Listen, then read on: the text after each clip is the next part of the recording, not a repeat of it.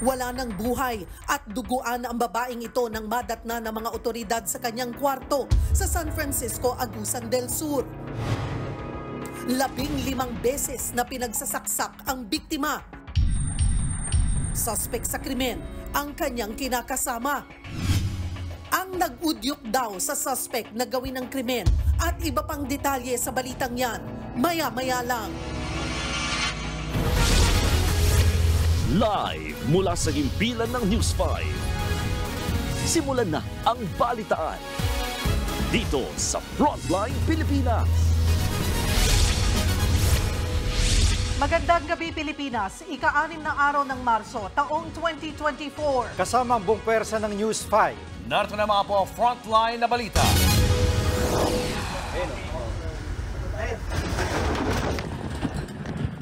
Panibagong pangaharas ng China sa mga barko ng Pilipinas sa Ayungin Shoal, kinababahala ni Pangulong Bongbong Marcos. We continue to view with great alarm this continuing dangerous maneuvers and dangerous actions.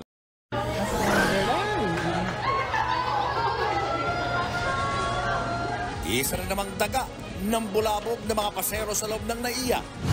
Duda ng ilang mambabatas, baka naman sinasadya na yan.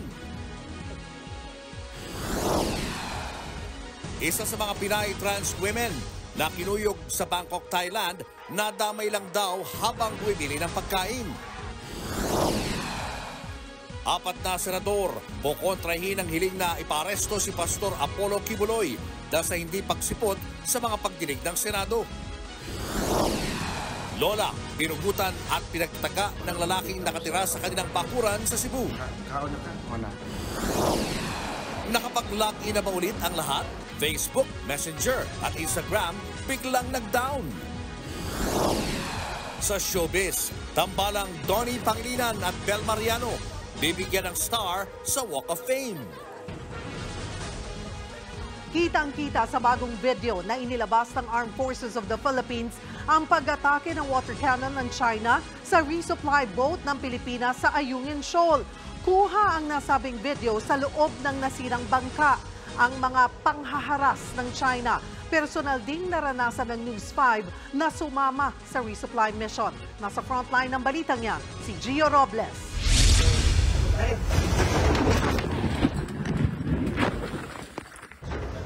Pambobomba ng water cannon ang inalmusal kahapon ng mga sakay ng Philippine resupply boat na Unayza May 1 at Unayza May 4 sa Ayungin Shoal. Naputol na lang ang video nang biglang pumasok sa loob ang tubig.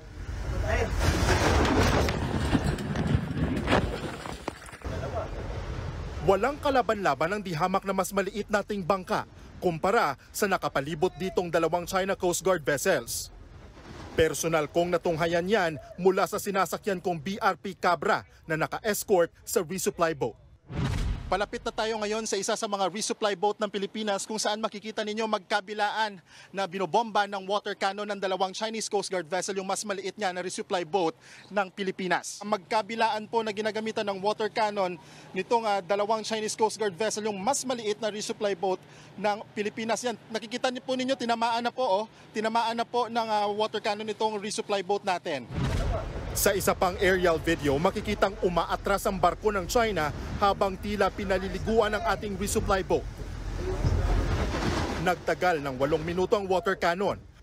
Sa lakas ng impact ng tubig, nabasag ang mga salamin ng bintana ng Unayza May 4. 4 ang sugatan sa mga sakay ng bangka, isa sa kanila kinailangan isugod sa ospital pagbalik sa Palawan.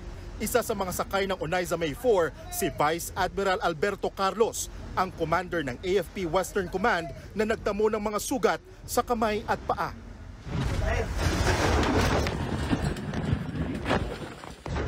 Anya, halatang walang intensyon ng China na palubugin ang mga bangka at barko ng Pilipinas. Ang ginagawa raw nila, pinapasa ang engine ng mga sasakyan para masira ito at hindi na makausad pa papuntang BRP Sierra Madre, kung saan ito maghahatid ng supply.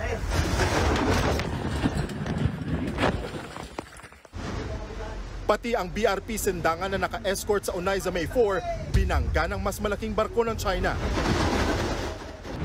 Habang ang sinasakyan ko namang BRP Cabra ang dapat nakabantay sa isa pang resupply boat na unay sa May 1. Pero alas 3 pa lang ng madaling araw kahapon, bago pa man ang insidente ng water cannon, kami muna ang unang hinaras ng China. Hindi pa man sumisikat ang araw sa bahaging ito ng West Philippine Sea, para bang wala ng oras na sinasayang ang China Coast Guard at mga Chinese Maritime Militia vessel. Kung makikita nga ninyo sa likuran ko, ito na, nakabuntot na sila sa atin habang tayo ay bumabiyahe pa Ayungin Shoal. Dalawang barko ng China Coast Guard at dalawang Chinese Maritime Militia vessel ang nakabantay sa sinasakyan namin na BRP Cabra. Habang tumatagal ang aming paglalayag, mas dumarami ang mga bumubuntot na barko ng China. Mas naging agresibo rin ang mga Chinese vessel at hindi na kami nilubayan. Kumpara dito sa sinasakyan nating BRP Cabra, kitang-kita kung gaano kalaki itong China Coast Guard 3305. Sa ngayon, naka-dead on water o ika nga nakapatay yung makina nitong sinasakyan nating PCG vessel dahil napakadelikadong ginagawa ng mga pagmaniobra ng China Coast Guard at mga Chinese Maritime Militia vessel. Sa kabila niyan, tagumpay na nakalusot ang Unayza May 1. Dala nito ang kalahati sa supply ng pagkain, gamot at iba pang pangangailangan ng mga sundalo na nakasadsad sa BRP Sierra Madre sa Ayungin Shoal, habang ang sinasakyan naming BRP Cabra naiwanan na. Sa kabuuan, umabot sa 22 mga barko ng China na nakapalibot sa Ayungin Shoal. 18 sa mga yan, Chinese Maritime Militia vessels. Bagamat isang resupply boat lang ang nakapasok sa Ayungin Shoal, matagumpay pa rin kung ituring ng Philippine Coast Guard ang kanilang misyon. This has always been a very successful mission on the part of the national government. It's either you can look at this as a half full or a half empty glass, but the mere fact that we were able to bring the Unayza May, deliver our supplies for our troops, it's always a success. Nagbabalita mula sa Frontline, Gio Robles, News 5. Nakakaalarma na. Yan naman ang giniit ni Pangulong Bongbong Marcos sa panibagong insidente ng pangaharas ng China sa ating mga barko sa Ayungin Shoal. At live mula sa Melbourne, Australia, nasa frontline na balitang yan si Marian Enriquez. Marian, ano bang susunod na hakbang ng Pangulo kaugnay sa insidenteng ito?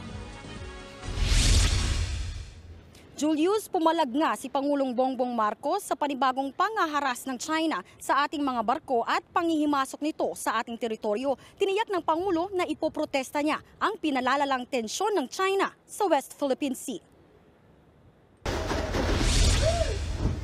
Ikinaalarma ni Pangulong Bongbong Marcos ang muling pangaharas ng China Coast Guard sa ating mga barko sa Ayungin Shoal kahapon. Partikular ang pambobomba ng tubig at pagbangga ng China Coast Guard sa mga barko ng Philippine Coast Guard na maghahatid lang dapat ng supply sa BRP Sierra Madre. We continue to view with great alarm this continuing dangerous maneuvers and dangerous actions that are being done against our seamen, our Coast Guard, and in this time they damaged the cargo ship and caused some injury to some of our seamen, and I think that we cannot view this in any way but in the most serious way. Ayon sa Pangulo, hindi pa man panahon para igiit ang Mutual Defense Treaty natin sa Amerika. Pero siniguro niyang ipoprotesta ng Pilipinas ang insidente. I do not think that it is the time or the reason to invoke the Mutual Defense Treaty. However, we continue to view with great alarm this continuing dangerous maneuvers and dangerous actions. We will make our objections known and hope that we can continue to communicate to find a way so that such actions are no longer seen in the West Philippine Sea. Ikinabahala rin ng Pangulo ang anyay malinaw na panghihimasok ng mga research vessel ng China sa Benham Rice noong nakaraang linggo. This is a clear intrusion into Philippine maritime territory, and it is, as usual, of great concern. And I see it as absolutely unnecessary, because if it is truly a research vessel, then we could have come to a very simple agreement that the research vessel will ply the waters and do the research that they need to do. Duda rin ng Pangulo sa pakay ng mga research vessel. There is a suspicion that they are not only research vessels. So again, this is a bit of an escalation of the tension that is present in the West Philippine Sea. Muli namang iginiit ng China na profesional at naaayon daw sa batas ang kanilang naging hakbang sa Ayungin Shoal. Muli raw binali ng Pilipinas ang pangako nito dahil sa pangpoprovoke o panguudyok umano at paglikha ng gulo na labag daw sa kanilang territorial sovereignty. Muli namang hinimok ng China ang Pilipinas na itigil na ang mga paglabag na maaaring makakomplikado sa sitwasyon sa pinag-aagawang teritoryo. Julius, hindi pa malinaw kung kailan isusumite yung protesta laban sa China tungkol nga sa panibagong harassment na ito. Sa ngayon ay pauwi na ng Pilipinas ang Pangulo at inaasahang lalapag ang sinasakyan niyang eroplano sa Maynila bandang alas 11 ngayong gabi. Balik sa inyo. Maraming salamat, Marian Enriquez. Kambyo muna tayo sa ibang balita. 2 senior citizen ang natagpuang patay sa nasunog nilang bahay sa Quezon City. Nadiskubre namang hindi palo sa ulo at hindi sunog ang kanilang ikinamatay. Ang masaklap, ninakawan din ang mga biktima. Nasa frontline ng balitang yan si Elaine Fulgencio. Bandang alas 9 kagabi nang sumiklab ang sunog sa bahay na ito sa Barangay E. Rodriguez, Quezon City. Agad namang rumisponde ang mga opisyal ng barangay at mga bumbero. Naapula naman ang apoy na tumagal ng halos 1 oras. Yun nga lang, wala nang buhay ang mag-asawang senior citizen na nakatira sa bahay ng matagpuan sa loob ng nakapadlak nilang kwarto. Pero duda ang mga otoridad kung sa sunog ba namatay ang dalawa. Well, actually, may dugo kasi sa bandang ulo. Sa investigasyon ng Criminal and Investigation Unit ng QCPD, palo sa ulo at saksak ng ice pick ang ikinamatay ng 80 anyos na lalaki. Palo rin sa ulo ang posibleng ikinamatay ng 76 anyos niyang asawa. Nawawalan din ng ₱250,000 pera ang mag-asawa. Dahil sa nadiskubre, isinama muna sa tanggapan ng barangay ang nag-iisang kasambahay ng mag-asawa para questionin. Habang nasa barangay hall, nagpaalam ang kasambahay na gagamit ng palikuran. Pero sinamantala niya ang pagkakataon para magtangkang tumakas. Nakunan pa yan sa CCTV. Di naman nakalayo ang kasambahay at agad ding nahuli.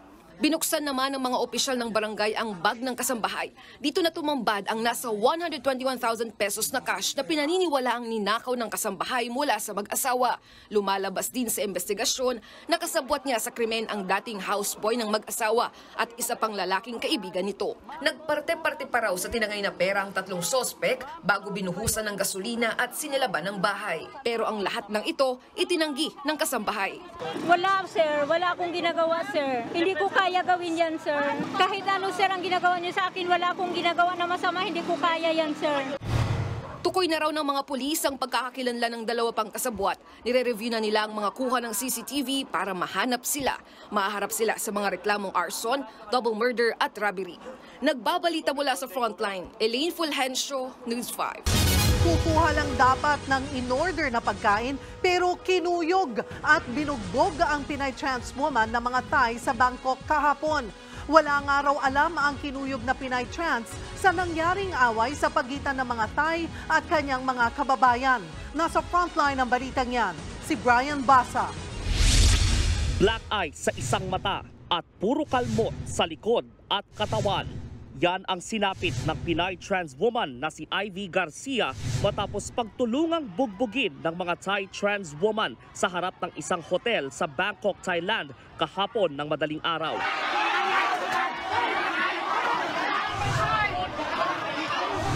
Kwento ni Ivy sa Facebook, hindi raw niya alam na may away ang mga Pinay at Thai na trans.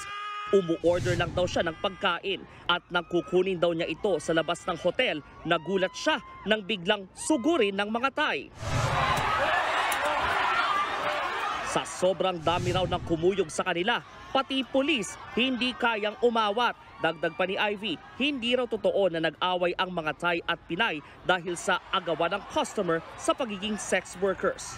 Ayon naman sa kaibigan at kababayan ni Ivy na si Josiah, nasa kustodiya na raw ng Embahada ng Pilipinas ang Pinay Trans at kasalukuyang nagpapagaling. Hindi naman daw ikinulong si Ivy ng Thai police. Sa naunang pahayag ng Department of Foreign Affairs, sinabi nilang hindi kasama si Ivy sa 3 Pinay Trans na nang-away ng mga Thai. Bystander lang daw si Ivy nang atakihin siya ng mga ito. Kasalukuyan daw nagpapagaling sa ospital ang 3 pang Pinay Trans na dawit sa gulo. Nagbabalita mula sa Frontline, Brian Basa, News 5. Hindi pa rin tapos ang isyu ng peste sa NAIA. Ngayon, isa na namang daga ang nakitang namamasyal sa NAIA Terminal 3. Tingin tuloy ng ilang mambabatas, sinasadya na ito para siraan ang kasalukuyang administrasyon. Nasa frontline ang balitang yan si Shaira Francisco. Isa na namang daga ang naispatan sa NAIA Terminal 3 nitong Martes. Sa video nakuha ng isa sa mga pasahero, makikita ang daga na tumakbo sa gitna ng mga pasahero sa isa sa mga boarding gate ng terminal. Ang isang staff ng airport napatungtong pa sa upuan. Sinubukan pa ng daga na sumingit sa ilalim ng mga basurahan, pero tumakbo na lang ito palayo sa mga pasahero. Nitong March 1, unang nakakita ng dagang isang pasahero sa boarding gate din ng Terminal 3. Kamakailan lang din ang mamerwisyo ang mga surot sa mga pasahero sa NAIA. Tingin tuloy ng ilang mambabatas, sinasadya ito para sirain ang Administrasyong Marcos. Inihalin tulad ni Ako Bicol Party List Representative Raul Angelo Bongalon ang pamemeste ngayon sa NAIA sa Tanimbala scam noong 2015. Napaka-unusual lang ho kasi, no? Dahil una, surot, tapos ngayon daga na naman. Hindi na po natin dapat hintayin na dumating pa sa punto na yung Tanimbala bumalik na naman. Posible po ba na maging destabilization to laban sa present government? Posible po. That is my take. Para naman kay ACT-CIS Party List Representative Erwin Tulfo, tanging namamahala lang sa NAIA ang dapat sisihin sa mga peste sa paliparan. Bukod sa kapabayaan, posible raw na pinepeste ang NAIA dahil luma na ang mga pasilidad nito. Kailangan na ho talagang magkaroon tayo ng mga ganyang klaseng maintenance. Nakakahiya ho kasi, lalo na yan ho international airport, may mga turista ho tayo dyan. Nakakahiya ho. Sa ngayon, nakikipagpulong pa rin ang Manila International Airport Authority sa kanilang housekeeping at pest control service providers. Naunang nagbabalang MIAA na maaring ma-blacklist ang service contractors kung hindi pa rin maayos ang issue ng mga peste sa NAIA. Nagbabalita mula sa Frontline, Shaila Francisco, News 5. Patay ang isang truck driver matapos bumangga sa poste sa South Luzon Expressway ang minamaneho niyang truck kagabi. May iniwasan daw itong motorsiklo na naging mitya ng disgrasya. Nasa frontline ng balitang yan si Dave Abuel. Wala nang buhay ang truck driver na ito nang makuha ng mga rescuer mula sa minamaneho niyang 10-wheeler sa SLEX southbound. Naipit siya matapos bumangga ang kanyang truck sa poste ng Skyway bago magmagallanes on-ramp sa Pasay. Nagmistulang pinitpit na lata ang truck sa tindi ng pagkakayupi. Ayon sa PNP Highway Patrol Group, self-accident ang nangyari. May nakagit-gitan daw po, may nakasabayang motorsiklo na identified po hanggang ngayon. Iniwas po ng driver na masalpok yung nakamotor hanggang sa tumama po dun sa poste ng Skyway po. At bumaliktad po yung truck po. Sugatan din ang pahinanti ng truck. Hindi pa tukoy kung gaano kabilis ang takbo ng truck, pero maari nakadagdag daw sa lakas ng impact ang bigat ng karga nitong container. Nagdulot ng matinding pagbagal sa daloy ng trapiko ang pangyayari. Yung mga sumemplang po na mga motorsiklo, gawa po dun sa oil spill, ma'am. Pero okay naman po, damage sa property, saka hindi na po pa-turnover dito sa opisina po. Tumagal din ng halos 4 na oras bago tuluyang nialis ang truck. Nagbabalita mula sa Frontline, Dave Abuel, News 5. Marami ang nangangambang baka na-hack ang kanilang social media account kasunod ng malawakang outage sa Facebook at Instagram kagabi. Sabay-sabay kasing na-log out ang maraming Facebook at IG accounts. Nasa Frontline ang balitang yan, si Justin Ponsalang. Down ba ang Facebook at Messenger? Anong nangyayari? Kabi-kabila ang post ng mga netizens sa X kagabi matapos di ma-access ang kanilang Facebook, Messenger accounts at pati Instagram. Ang iba nga, na-log out pa. At nang subukang mag-login, ayaw naman. Marami tuloy ang kinabahan na baka nahack na sila. Gaya na lang ng jeepney driver na si Edwin na Facebook at Messenger ang gamit na pang-contact sa pamilya sa probinsya. Kala ko nga nahack nga tanong ng tanong yung mga kasama namin, ganun din parehas na sinasabi nila. Si Miko naman na online seller ng vape nangunsumi rin dahil apektado ang negosyo niya. Na-delay po yung mga order sa online. Karamihan po kasi na ganun umu-order ganung oras. Maging ang estudyanteng si Arabella nangamba. Mahirap po kasi yung iba po wala naman po akong phone number nila. Hindi ko po alam kung saan sila makakontakt. So yung Facebook, Messenger and Instagram na po yung alam kong way of contact ko sa kanila. Ayon sa downdetector.com, umabot sa higit 550,000 ang mga naiulat na nakaranas ng Facebook outage sa mundo, habang higit 92,000 naman sa Instagram. Ngayong araw, balik normal na ang operasyon ng naturang social media apps. Ayon sa kumpanyang Meta na may-ari ng social media platforms, tumagal lang ang outage ng halos 2 oras. Paliwanag lang ng Meta, nagkaroon sila ng technical glitch.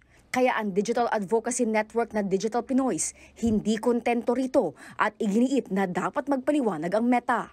Kailangan din daw tiyakin ng kumpanya na walang impormasyon ng users na nakompromiso. Pero tingin ng isang tech expert, wala namang dapat ikabahala ang users. As of now, yung mga information, nagpo-point out na walang cyber attack na nangyari. Pero depende yan kasi patuloy pa rin yung investigation. Sa ngayon, iniimbestigahan na ng Meta at pati ng US government ang insidente. Nagbabalita mula sa frontline, Justine Punsalang, News 5. Kumakalap na ngayon ang pirma si Senador Robin Padilla para tuluyang iatras ang pagpapaaresto kay Pastor Apollo Kibuloy. 7 araw ang ultimatum sa senador para makakuha ng sapat na pirma. Nasa frontline na balitang yan si Mean Los Baños. Desidido si Senador Robin Padilla na baliktarin ang mosyon ni Senator Risa Ontiveros na ipasight in contempt ang leader ng Kingdom of Jesus Christ na si Pastor Apollo Kibuloy. Ayon sa kanyang kapartido na si Senador Francis Tolentino, kumakalap ngayon ng pirma si Padilla para tuluyang iatras ang pagpapaaresto kay Kibuloy. I think there is a group gathering the necessary signatures to thwart any attempt for the issuance of a warrant of arrest, which is also legal. Tinutulan kahapon ni Senador Padilla ang pagpapakontempt kay Kibuloy. Kailangan niya ngayon ng pirma ng mayorya ng 14 na miyembro ng Senate Committee on Women and Children o 8 senador sa komite. Senador Amy Marcos agad kumampi kay Robin. May makukuha pa raw silang ibang senador. Kami ni Senator Robin talagang pipirma. Nagkasundo kami kagabi na pipirma kami para paatras itong contempt order. Kasi parang hindi naman siya tama at sa palagay ko, sasamahan kami ng iba pa naming grupo, si Senator Go, palagay ko, no? Sino ba kami? Teka muna, Senator Go, Senator Cynthia. Ikatlong beses nang hindi dumalo sa hearing ng Senado si Kibuloy kahapon kahit pa may sabina laban sa kanya.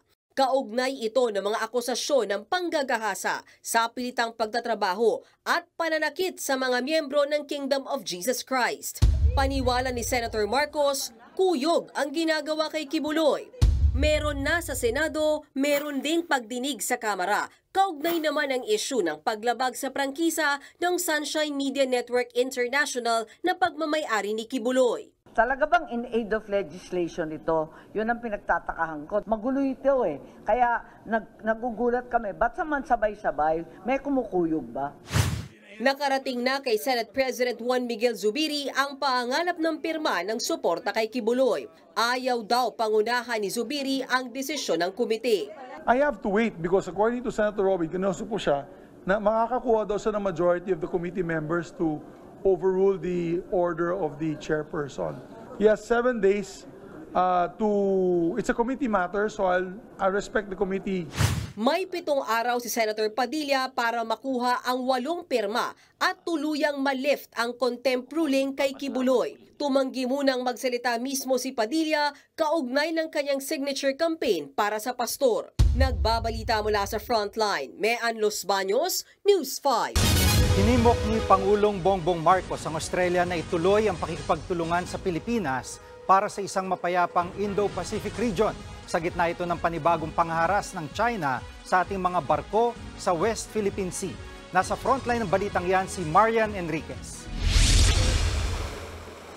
Sa huling araw ng 2024 ASEAN-Australia Special Summit sa Melbourne, Australia, nagpulong sina Pangulong Bongbong Marcos at iba pang member countries ng ASEAN kasama si Australian Prime Minister Anthony Albanese.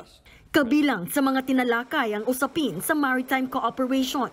Pagtitiyak ni Australian Prime Minister Anthony Albanese, patuloy silang makikipagtulungan sa ASEAN countries lalo na sa usapin ng maritime security. We must work to turn our natural connections into even greater practical cooperation on marine sustainability, the blue economy, and the security of our oceans and our seas. Nagpasalamat naman si PBBM sa patuloy na suporta ng Australia sa issue sa South China Sea. Sana raw ay may pagpatuloy ng Australia ang pagkikipag-ugnayan sa Pilipinas. We thus encourage Australia to continue its active engagement, both bilaterally and through ASEAN, to ensure the primacy of peace and stability through confidence building, preventive diplomacy, and conflict resolution in the region. Samantala, hinikayat ng Pangulo ang Australia na makipag-partner sa Pilipinas para sa renewable energy industry at iba pang emerging technologies. Inanunsyo rin niya ang paglagda ng Pilipinas sa second protocol para sa ASEAN-Australia-New Zealand Free Trade Agreement. Makatutulong daw ito sa mga micro, small at medium enterprises o MSMEs. We are confident that we will usher in even more robust economic cooperation within our region and provide a legal framework for a more prosperous future. Ilan pa sa mga sektor na posibleng mapapalawig sa pakikipagtulungan ng Australia ay agrikultura para sa food security, digital economy, infrastruktura, turismo at healthcare. We hope this engagement will trigger a conversation on the issues facing our region and how they may be addressed through cooperation and partnership. Nagtapos ang special summit sa isang official photo op ng mga leader sa Government House sa Victoria. Sa Leaders Retreat, lumagda sa guestbook ang Pangulo at nakipagkulitan pa sa mga kuwala. Lumipad na pauwi ng Pilipinas ang Pangulo alas 6 ng gabi rito sa Australia. Inaasahang makauuwi siya ng bansa alas 11 ngayong gabi. Nagbabalita mula sa Frontline, Marian Enriquez, News 5. Gustong ipadeklarang persona non grata o unwelcome si Australian Senator Janet Rice. Naghain ng resolusyon si Senator Robin Padilla para ideklarang persona non grata si Rice dahil sa umano'y pambabastos kay Pangulong Bongbong Marcos. Sa gitna kasi ng speech ng Pangulo sa Australian Parliament noong nakaraang linggo, itinaas ni Senator Rice ang karatulang may nakasulat na Stop the Human Rights Abuses. Iginiit din ni Rice na lumalala ang korupsyon sa bansa dahil kay Marcos. Ang ginawa ni Senator Rice, tinawag na unparliamentary behavior ni Senator Padilla. Binigyan din na pinalabas si Rice sa Parliament Building dahil sa protesta ng senador. Susunod, panibagong diplomatic protest, inihain ng Pilipinas laban sa China dahil sa pangaharas sa West Philippine Sea. 3 sasakyan na bagsakan ng malalaking tipak ng bato sa Peru. At tambalang Donnie Pangilinan at Bel Mariano ng Can't Buy Me Love bibigyan ng star sa Walk of Fame. Abangan na ang lahat ng yan sa pagbabalik ng Frontline Pilipinas.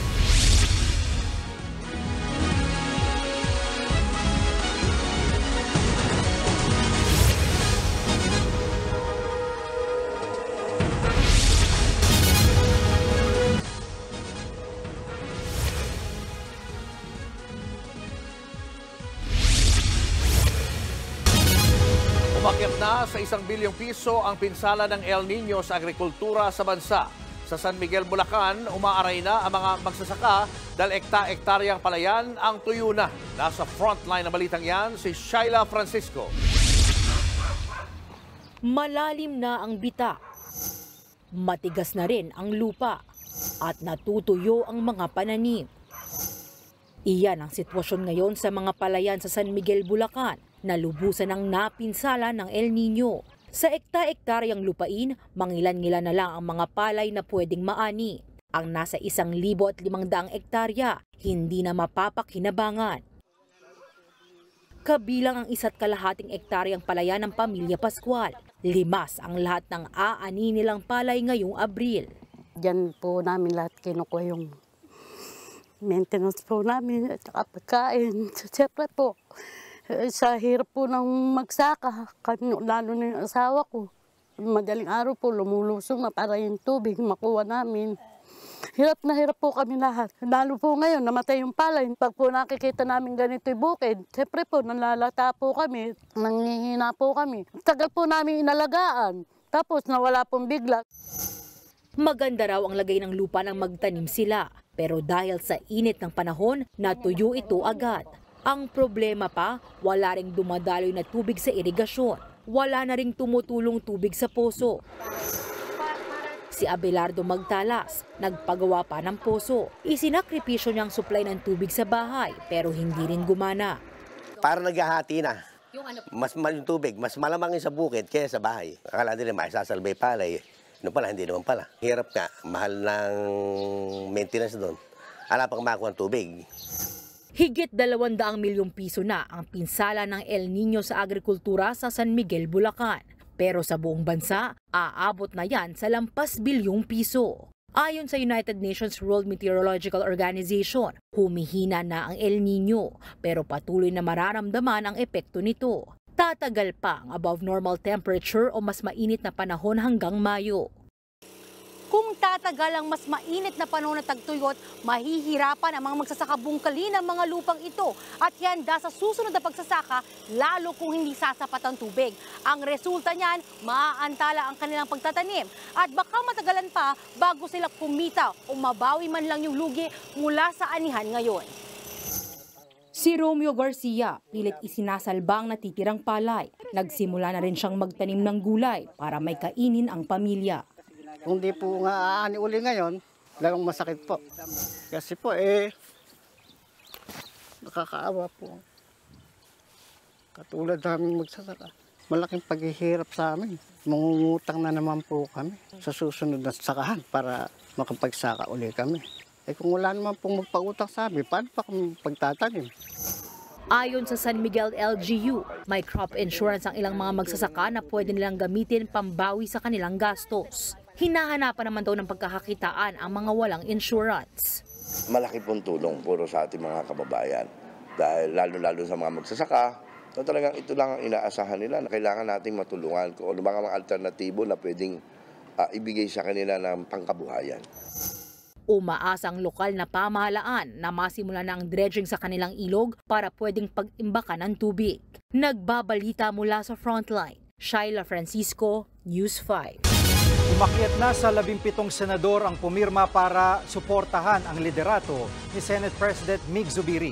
Nagdagdag dyan sina Senator Jinggoy Estrada, Bong Revilla at Robin Padilla. Nagpasalamat naman si Zubiri sa suporta ng kanyang mga kapwa-senador. Paglilinaw ni Zubiri, hindi siyang nagpakalat ng statement of support kundi ang mga kasamahan niya. I'm deeply humbled by my colleagues' continued trust in my leadership of the Senate. Maraming haka-haka, chismis na papalitan daw ako, ikukudetaw daw ako, online, on mga social media sites. And I think my colleagues, they all met one day and sabi nila, actually nasa Cagayan de Oro ako noon. I was not here, I was in Cagayan de Oro. Nagpaikot sila ng manifesto of support. So nagpapasalamat po ako sa kanila. And because of that, many more senators, of course, wanted to show signs of support para matigil na po yung usapin na kudeta. So we can focus on the issue at hand. Isa Sa mga isyong pinagtutuunan ng pansin ng Senado ay ang charter change o pag-amyenda sa saligang batas. Ayon kay Zubiri, malaking hamon na makakuha ng 18 boto sa Senado na kailangan para lumusot ang economic tsa-tsa. Pinaalam na raw ni Zubiri kay Pangulong Bongbong Marcos ang hamong ito. Nauna na ngang nagsabing tutol sa tsa-tsa sina Senador Coco Pimentel, Risa Ontiveros, Cynthia Villar at Amy Marcos. Ang bangit ko lang kay Presidente, it may be challenging kasi nga may mga kasamaan po tayo na ayaw talaga nila ng charter change. So, ayun lang po, wala po tayong hiningin tulong sa kanya because it's more an independent issue by Congress. Patapos na ang ginagawang Phase 1 ng LRT-1 Cavite Extension. Ayon sa Light Rail Manila Corporation, 97% ng kompleto ang kabuuan ng LRT extension. Kabilang dyan ang mismong konstruksyon, signaling at iba pang system works. 5 bagong istasyon na ang bahagi ng Phase 1 ng LRT Cavite Extension. Kabilang ang Redemptorist, Manila International Airport o BIA Station, Asia World, Ninoy Aquino at Dr. Santos Station. Sinimulan na rin ang test run sa mga bagon ng tren, target ng LRMC na simulan ang operasyon sa huling quarter ng taon. Kapag nakumpleto, aabutin na lang ng 25 minuto mula Baclaran hanggang Bacoor, Cavite. Showbiz, eto na nga! Mga kapatid, eto na nga ang mga umaarangkadang showbiz balita ngayong Miyerkules. Nakiramay rin ang prestihiyosong Cannes Film Festival sa France sa pagpanaw ng batikang aktres na si Jacqueline Jose. Sa kanilang social media, inalala ng Cannes ang aktres sa isang larawan ni Jacqueline, hawak ang kanyang Palme d'Or Award noong 2016. Sabi ng Cannes, hindi nila makakalimutan ang mukha ni Jacqueline na punong-puno ng emosyon nang manalo bilang Best Actress noon sa pelikulang Marosa ni Brilliante Mendoza. Si Jacqueline ang kauna-unahang Pilipina at Southeast Asian na nanalo ng Best Actress sa Cannes Film Festival. Eto pa nga, going international ngayon ang karera ni Janela Salvador para sa upcoming movie niyang Under Parallel Skies. Makakatambal po niya rito ang Thai superstar na si Win Meta Win. Nasa frontline ng balitang yan, si MJ Marfori. I like your bird. I mean, it's good that you want to be a bird, but you're not a bird, Sir Buni pa rin. Undeniable chemistry. Good things may come to an end. But new good things will arise from endings. Unparalleled drama.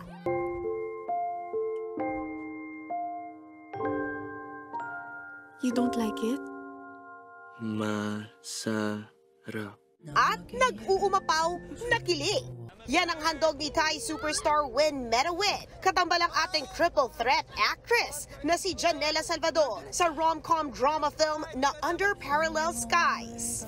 At guess what? Ito lang naman ang kauna-unahang Filipino-produced film na magpe-premiere sa prestihiyosong Asian Film Awards sa Hong Kong this weekend.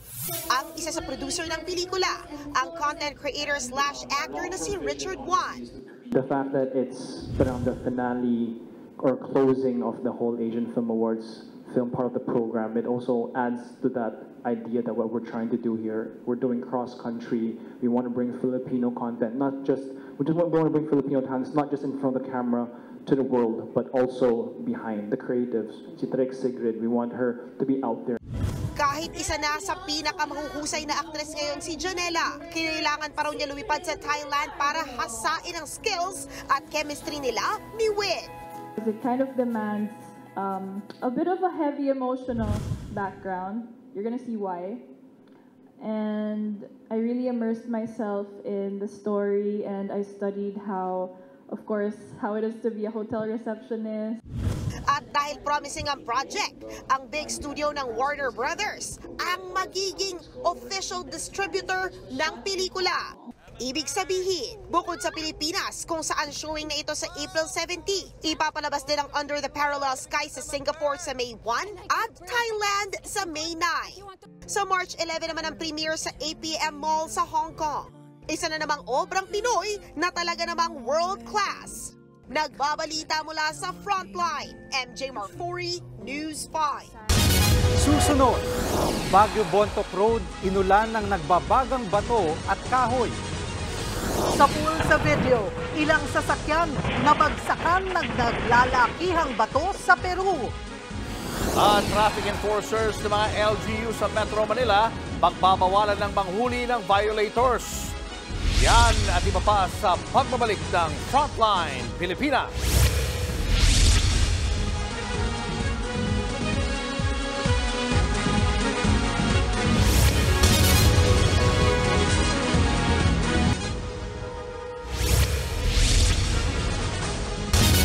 Pinaghahandaan na ng mga ospital ang posibleng brownout at kakulangan ng tubig bunsod ng El Nino.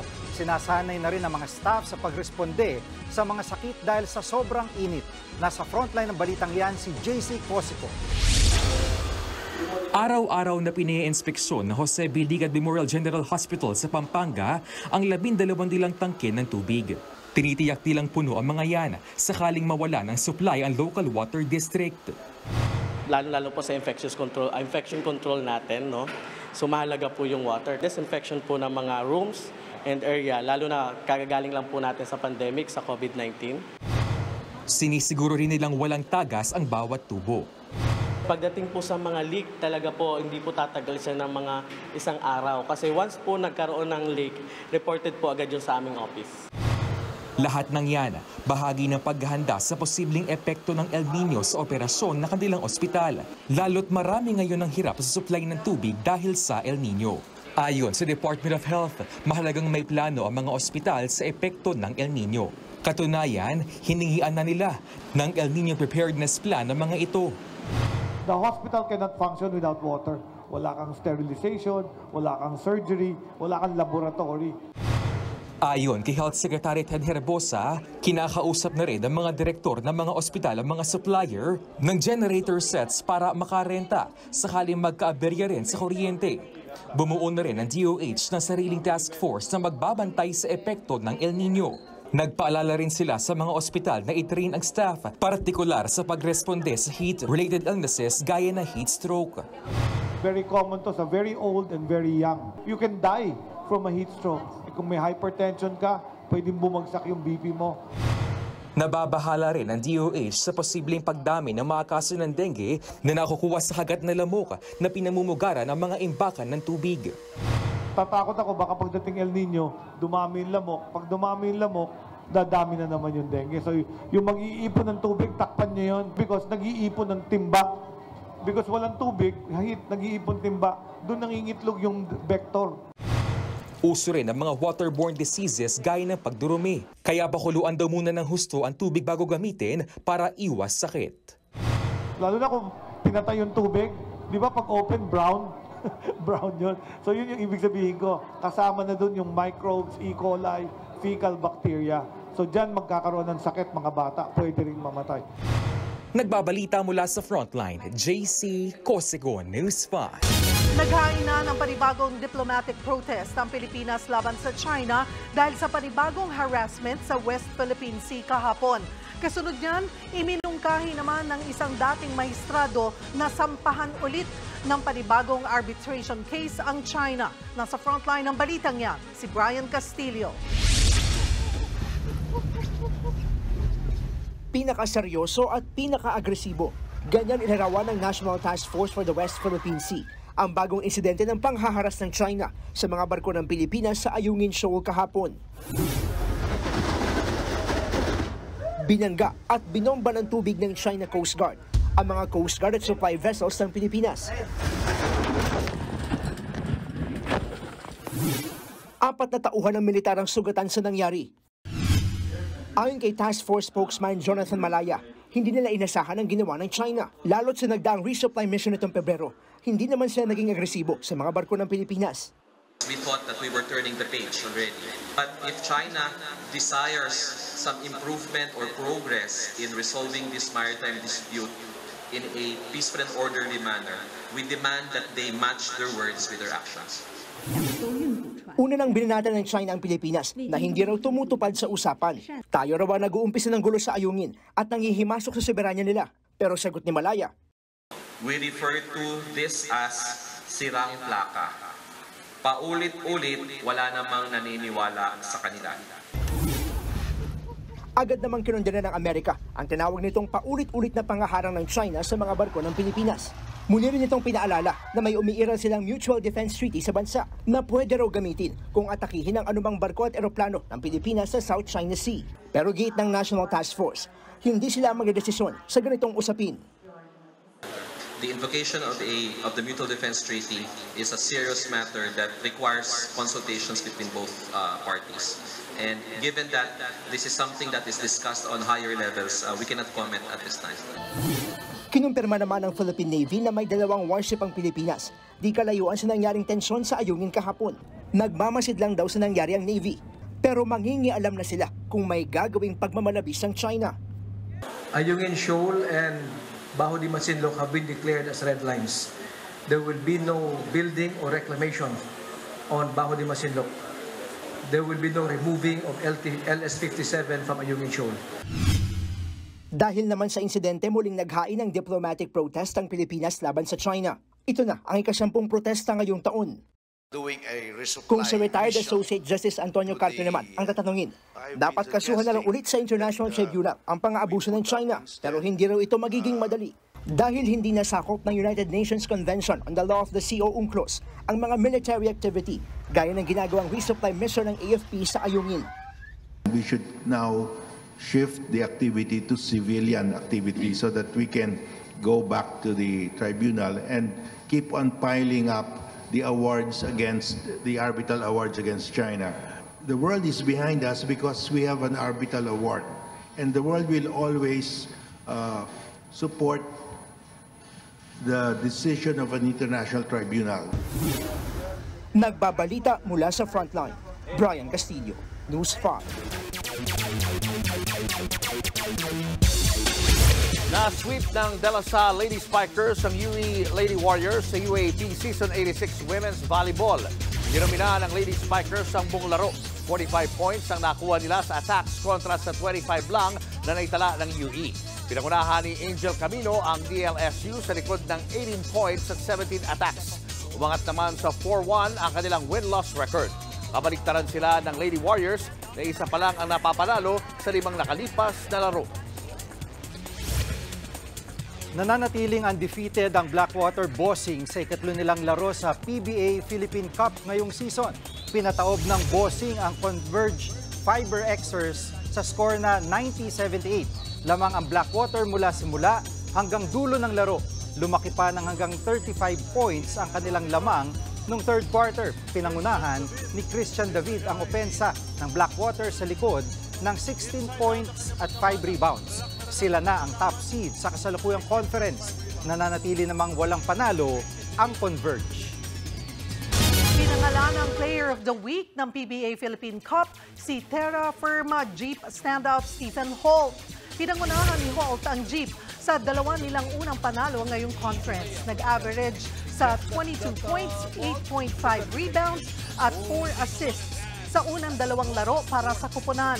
Malaking bagay yan para madala ang Jeep sa pinakamaganda nilang simula mula noong 2016 kung saan umabot sila sa playoffs. Sabi naman ni Holt, di naman niya masyadong iniisip ang individual performance.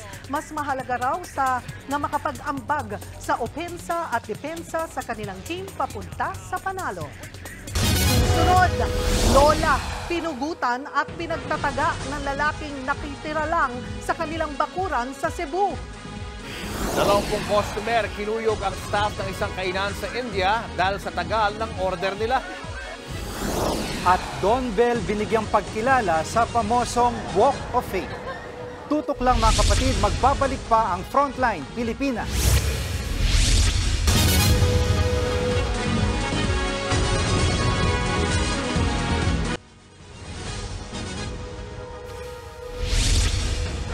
Kaugnay pa rin sa sigalot sa Ayungin Shoal, naghain din ng sariling protesta ang Chinese Embassy dito sa Maynila. Giit ng China, Pilipinas ang nanghimasok sa teritoryo nila sa Ayungin na tinatawag nilang Rinay Jiao kahit walang permiso ng Chinese government. Yan ay para magdala ng mga supply gaya ng construction materials para sa warship na BRP Sierra Madre na nakasadsad sa Ayungin. Ayon pa sa China, alinsunod sa batas nila ang hakbang na ginawa nila sa mga barko ng Pilipinas. Naging professional pa nga raw sila at nagpakita ng restrained o pagtitimpi. Pagbabawalan ng manghuli at maniket ang traffic enforcers ng mga LGU sa Metro Manila. Alinsunod yan sa utos ng Korte Suprema. Pero problema yan sa MMDA dahil kulang daw sila sa mga tauhan. Nasa frontline ng balitang yan si Elaine Fulencio. Bilang na raw ang araw na pwedeng maniket at manguha ng lisensya ng traffic violators ang mga local traffic enforcers sa Metro Manila. Ipinawalang bisa na ng Korte Suprema ang ordinansa ng 15 LGU sa NCR na nagbibigay sa kanila ng kapangyarihang mag-issue ng Ordinance Violation Receipts o OVR. Sa higit 40 pahinang desisyon ng Supreme Court en banc, idineklara nilang null and void ang traffic ordinances. Katwiran ng Korte, ang Metropolitan Manila Development Authority o MMDA ang dapat manguna sa mga panguhuli sa violators. Mga patakaran din ng MMDA ang dapat mangibabaw pagdating sa traffic management sa Metro Manila. Taong 2006 pa pinitisyon ng ilang tsoper at operator ang ticketing system ng mga LGU. Ang desisyong yan ay pagbaliktad sa naunang magkahiwalay na desisyon ng Court of Appeals noong 2012 at 2013. Doon kinikilala na legal at constitutional ang LGU ordinances. Bukod naman dyan, nakasaad din sa resolusyon ng Korte Suprema na mas makakabuti kung ipatupad na lang ang single ticketing system ng MMDA sa panguhuli ng mga motorista. Kabubuo lang nito noong 2023 na nagtatakda ng iisang halaga ng multa at listahan ng violation sa buong Metro Manila. Pag-aaralan muna ng MMDA ang desisyon ng Korte Suprema, lalo't pwede pa raw itong iapila ng mga lokal na pamahalaan. Wala naman pong nakalagay dito sa desisyon na ito po ay immediately executory. Pero ngayon pa lang, aminado silang mapipilayan oras na tuluyan ng pagbawalang manghuli ang local traffic enforcers. Ayon sa MMDA, hindi sapat ang bilang ng kanilang traffic enforcer para magmando sa buong Metro Manila.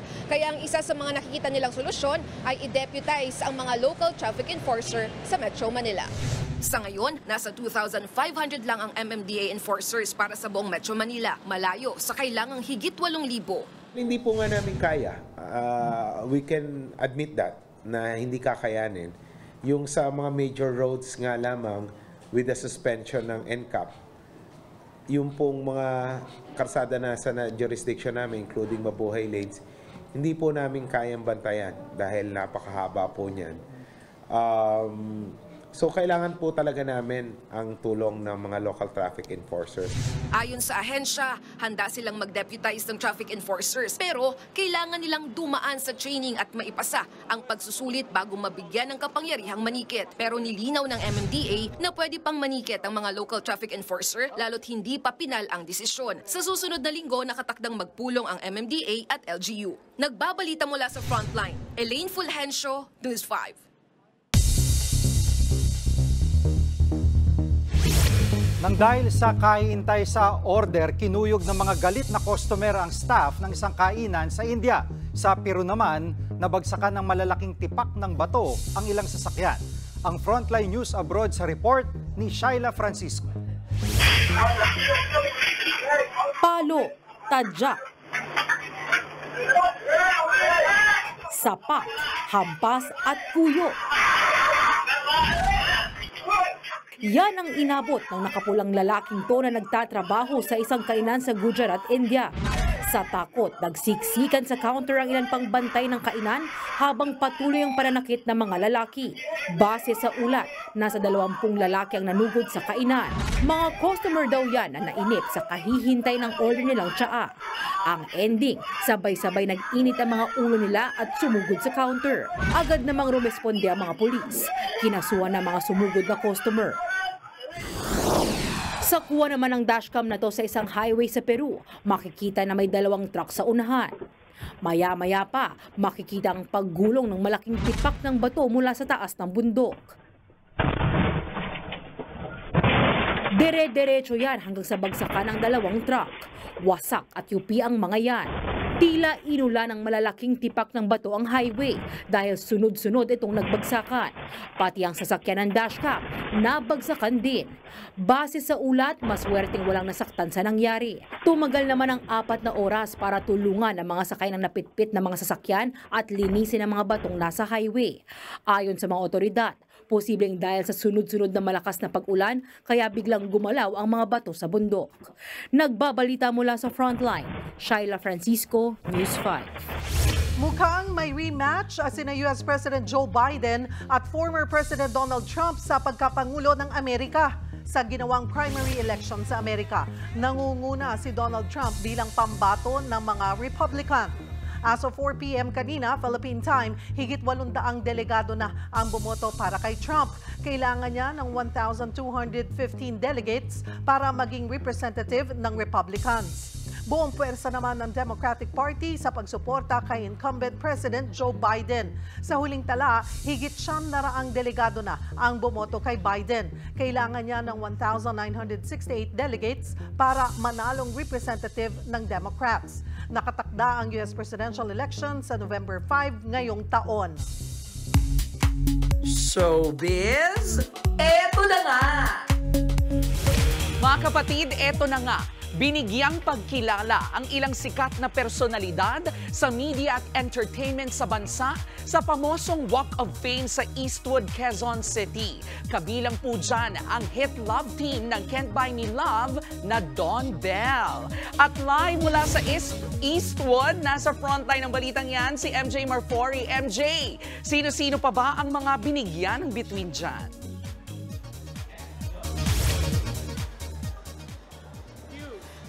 Karen, may love team, direktor, beauty queen at kapatid nating anchor. Ang paparangalan ngayong gabi sa 18th edition ng Eastwood Walk of Fame. Matatanggap nilang kanilang bituin dito nga sa Quezon City at ngayong taon mas pinabongga, mas pinalaki ang ang pamosong awarding last year mula nang magbalik. Talaga namang binonggahan pa nila lalo para sa pagkilala ng mga 20 na personalities sa bansa ng entertainment at broadcast industry. Bukod nga sa mga testimonials ng kanilang mga contemporaries, present ang mga mahal sa buhay ng mga awardee. Ilan nga sa mga bibigyan ng parangal ngayong gabi ay sina Can Best Director Brillante Mendoza, ang aktor na si Baron Geisler, si Miss Universe Philippines 2023 Michelle D, ang River Maya, at ang kapatid at One News anchor natin na si Cathy Yang. At eto na ha, inalala rin sa Walk of Fame ang pumanaw na batikang aktres na si Jacqueline Jose. May mga nagtirik dito ng kandila at nag-alay ng bulaklak sa tabi ng kanyang bituin.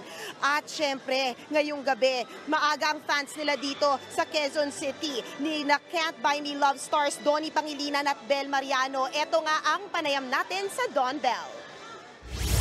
Well, ever since it's always been a dream of mine to have a star here, and I'm so glad to be able to, share this event with everyone here, sa lahat ng sumusuporta.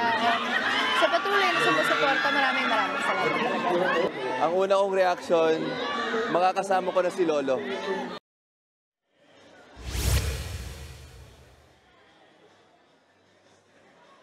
At alam mo ba, Kalad Karen, mga kapatid, hindi lang si Donnie at Bel ang magkasama rito, pati yung mga magulang nila. Siyempre, kikwento ko pa yan soon, di ba? Pero para sa mga fans na gusto makita ang mga bituin ng 20 inductees natin ngayong gabi, dito po yan sa May Libis, Quezon City, sa Eastwood City Walk. Yan muna ang latest dito. Magsisimula na ang programa in a bit. Kalad Karen. Congratulations sa ating mga bituin at maraming salamat, MJ Marfori. Eto pa nga, certified cookies na rin si pop royalty Sara Geronimo. Sa ex na dating Twitter, natanong si Sara kung may Korean group ba siyang gustong makita at makakolab. Sagot niya riyan, love niya si Jungkook. Amazing artist nga raw ang BTS member. Sabi pa ni Sara, sobrang galing ni JK. Sang-ayon naman dyan ang kanyang Co-The Voice coach at Broadway diva na si Lea Salonga na isa ring Jungkook stan. Nauna nang nabanggit ni Sara na bukas siya sa mga international collaboration. Lalo na ngayong si Sara ang kauna-unahang Pinay artist na gagawa ng Global Force Award ng Billboard Women in Music. Susunod, Baguio Bontoc Road, inulan ng nagbabagang uling at bato dahil sa forest fire. Lalaki arestado matapos pugutan at pagtatagain ang kumupkup sa kanyang lola sa Cebu. At magbalik tanaw tayo sa mga sinaunang social media platforms. Marami pa kayong mga balitang dapat malaman sa pagbabalik ng Frontline Pilipinas.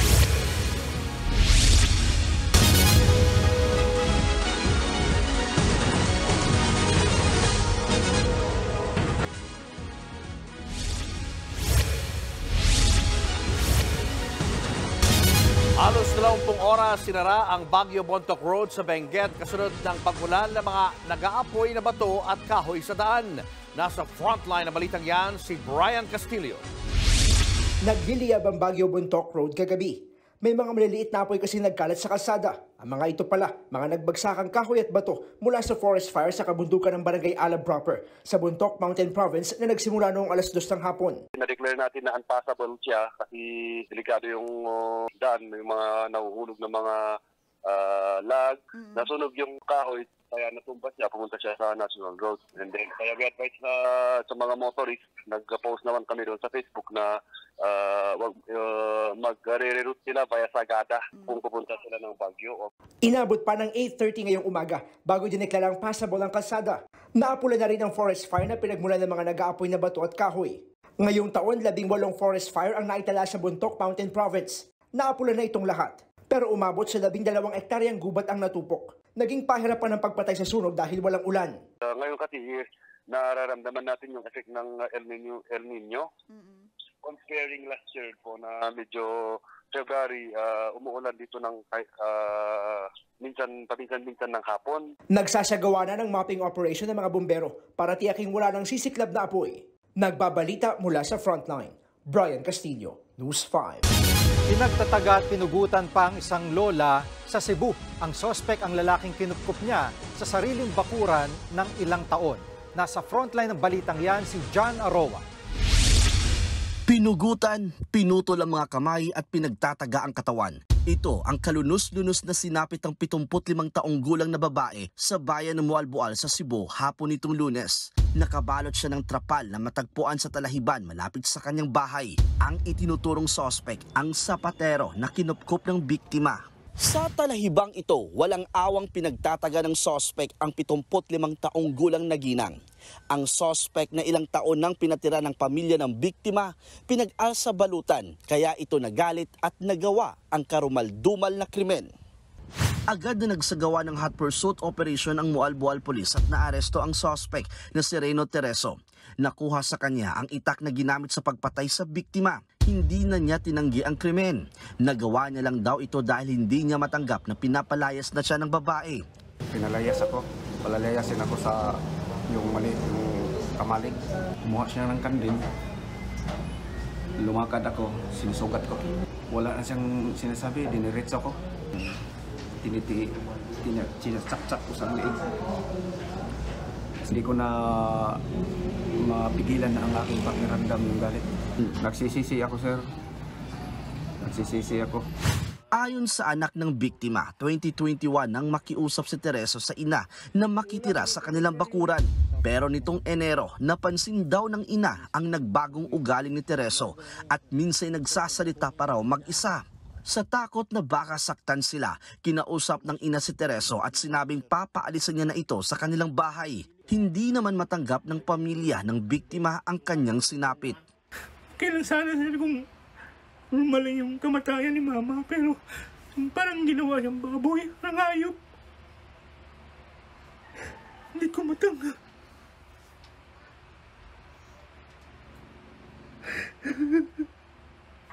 Nakakulong na ang sospek na mahaharap sa kasong murder. Nagbabalita mula sa frontline, John Aroa, News 5. Susunod, malawakang aberya sa Facebook at Instagram ginawang meme ng ilang netizen. Tuloy-tuloy pa ang makabuluhang balitaan sa pagbabalik ng Frontline Pilipinas.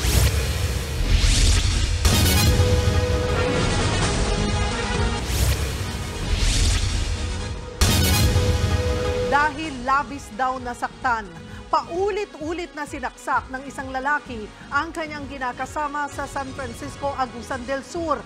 Ang nobya niya kasi umaming may karelasyong iba. Nasa frontline ng balitang yan, si Brian Basa. Duguan at pinatungan lang ng kumot ang katawan ng 37 anyos na si alias Ann nang matagpuan sa loob ng kanyang kwarto sa San Francisco, Agusan del Sur noong Lunes. Yan ang sinapit niya sa kamay ng kinakasamang si alias Bert, 43 anyos. Ang krimeng yan nag-ugat sa matinding selos ng suspect batay sa pagsisiyasat katatapos lang magtalik ng dalawa nang may aminin ang biktima. Yung biktima po ay umamin po sa kanya na siya po ay may karelasyong iba. So, yun po ang naging dahilan. Ang sabi ng suspect, parang gano'n na po, crime of passion. Sa galit at selos, 15 beses na pinagsasaksak ng suspect ang kasintahan.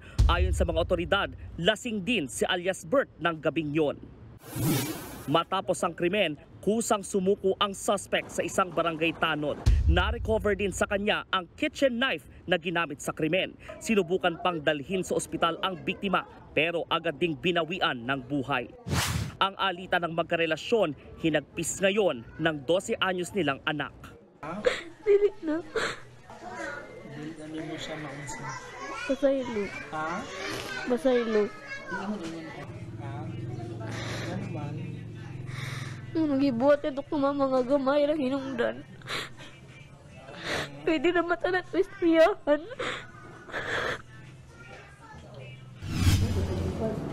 Tumanggi naman nang magsalita sa amin ang suspect.